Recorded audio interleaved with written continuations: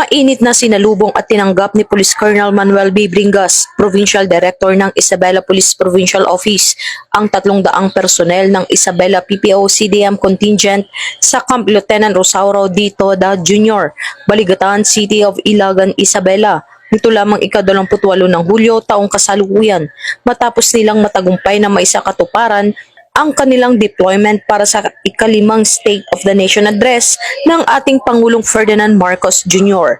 Sa kanyang mensahe, pinuri ni Police Colonel Bringas ang buong contingent sa kanilang dedikasyon, disiplina at profesionalismo sa pagtupad ng kanilang tungkulin bilang bahagi ng seguridad sa isa sa pinakamahalagang pambansang aktibidad.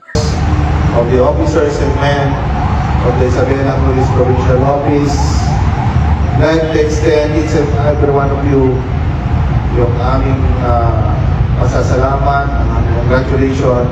Kayo ang aming mga modern day heroes ng Isabela PPO.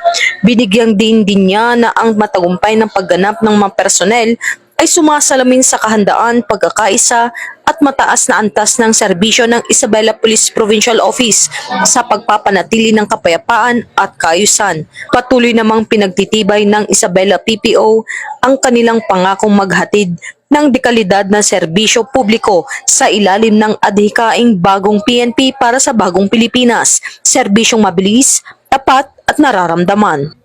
Mula rito sa Isabela Police Provincial Office, nagbabalita para sa Police News Network, Patrolwoman Maria Señora Aguya, alagad ng batas, tagataguyod ng balitang pulis.